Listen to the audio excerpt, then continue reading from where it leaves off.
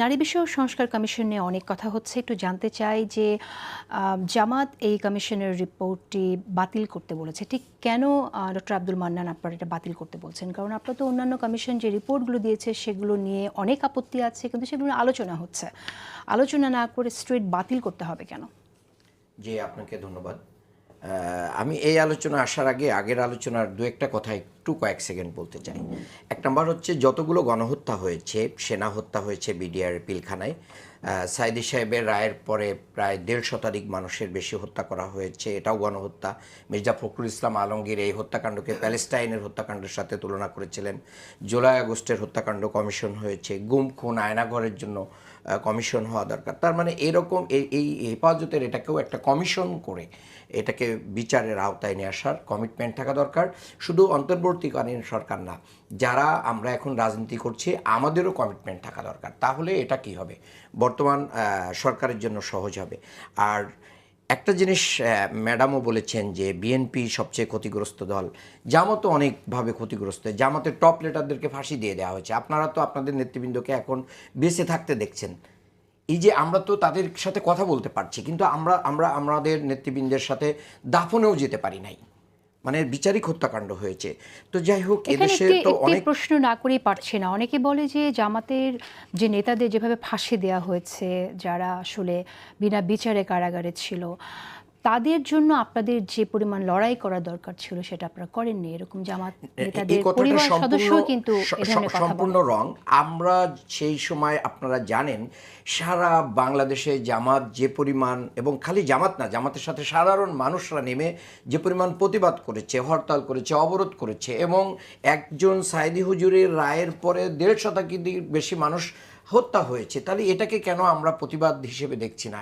আমরা তো দেখেন, এই যে আজকে যে আমার বোন যে বলল আমরা ১২ বছর ওয়েট করেছি, জামাত তো মাঠে, আপনি ময়দানে এটা তৎপর ছিল এবং এখনও তৎপর আছে।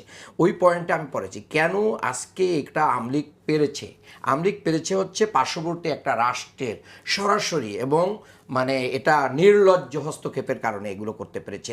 এবং সেই নির্লজ্জ হস্তক্ষেপের সাথে জাতীয় পার্টি সহ আমাদের বন্ধুদেরও অনেকেই সেই নির্বাচনগুলোর বৈধতা দিয়েছে, যার কারণে তারা অনেকভাবেই এটা পেরেছে। আর দ্বিতীয়, আমি যে কথাটি আপনি তুলেছেন যে নারী কমিশনের যে বিষয়টা, জামাত এটাকে মানে কি চেয়েছে, বাতিল চেয়েছে। কেন বাতিল চেয়েছে, এটা তো একটা গুরুত্বপূর্ণ ব্যাপার। দেখেন, যতগুলো কমিশন গঠন হয়েছে, কোনো কমিশন নিয়ে কারোর বক্তব্য নাই, সবাই একমত হয়েছে। দ্বিতীয় হচ্ছে, এই কমিশনটা কেন গঠন করা হয়েছে এটা এখনও বোধগম্য নাই। আর যদি কমিশনটা গঠন করার দরকারই থাকে, কমিশন কেন গঠন করা হয়েছে, দেখেন, রাষ্ট্রের অনেক মৌলিক কাজকে আমি যদি এটাকে এভাবে মানে এক্সপ্লেইন করি, যে রাষ্ট্রের যে মূল সংস্কার, এই মূল সংস্কারকে প্রশ্নবিদ্ধ করে দৃষ্টিটা অন্যদিকে সরিয়ে দেওয়ার জন্য, ওইটাও যেত না হতে পারে, সেই জন্য এই জাতীয় একটা সংস্কার কার্যক্রম দেশের মানুষের ঈমান, আকীদা, তাহজিব, তামাদ্দুন, কৃষ্টি, কালচার, বিশ্বাসকে মাইনাস করে একটা রিপোর্ট জনসমক্ষে নিয়ে চলে আসা হয়েছে। এটা উচিত ছিল যে সরকার যেটা গঠন করেছে, সরকারের একটা মন্ত্রণালয় থেকে এটা গঠন করে দেওয়া হয়েছে। এক, ২ নম্বর কথা, এটাকে যখন মানে গঠন করা হলো, তখন সকল শ্রেণী পেশার, সকল অঙ্গনের মানুষদেরকে, সকল আইডিওলজির মানুষদেরকে এই কমিশনের কি করা হতো, মেম্বার করলে তাহলে এটা সর্বজন গ্রহণযোগ্য হতো। এবং এই কমিশন যে রিপোর্টগুলো দিয়েছে তার ভিতরে কয়েকটা গুরুত্বপূর্ণ ভয়াবহ বিষয় রয়েছে, যেটা সরাসরি কোরআনের আয়াতের বিপরীত, সরাসরি রাসূল সাল্লাল্লাহু আলাইহি ওয়াসাল্লামের হাদিসের বিপরীত। আপনি জানেন যে বাংলাদেশের মানুষের আমার প্রশ্ন হচ্ছে যে আপনাদের মতামতটা তো আপনারা কমিশনে যে আলোচনা হচ্ছে সেখানে দিতে পারতেন। হ্যাঁ, আমরা দিতে পারতাম না। আমরা এই কমিশন তো গঠন হয়েছে এক পেশে, যার কারণে এটার বাতিল চেয়ে আমরা পুনর্গঠন চাচ্ছি। আপনারা পুনর্গঠন করে দেশের মানুষের আকাঙ্ক্ষার প্রতিফলন যেন এই কমিশনে থাকে, তাহলে একটা সুন্দর রিপোর্ট আসবে, সেই রিপোর্টটা মানুষ গ্রহণ করবে। কোরআন সুন্নাহ বিরোধী এক পেশে রিপোর্ট, যে আপনি চিন্তা করে দেখেন যে এই রিপোর্টে বলছে যে একজন নারী, বিবাহিত নারী তার স্বামীর বিরুদ্ধে ধর্ষণের অভিযোগ দিতে পারবে। এটা কিভাবে সম্ভব যে একজন বিবাহিত মানে নারী তার স্বামীর বিরুদ্ধে দিবে?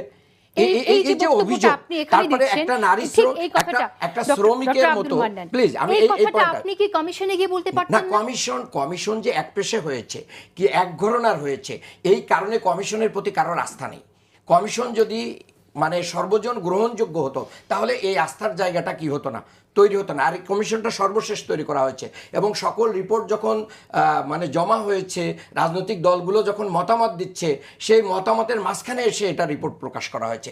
এটা তো আগেই আনা উচিত ছিল, তাহলে রাজনৈতিক দলগুলো সেখানে যেত কি না যেত আপনি একটি সেই কথা বলেছেন যে জায়গাগুলো খুব সরকার পরিষ্কার যে হতো। এবং সংস্কার করছে সেই সংস্কারকে প্রশ্নবিদ্ধ করার জন্যই এটা করা হয়েছে, এটা করা সরকারই এই হয়েছে। সংস্কারের এটাও কমিশন আমাদের করেছে। একটা তাহলে স্ট্যান্ড। এটা আপনাদের একটা স্ট্যান্ড। এটা কারা করেছে তাহলে?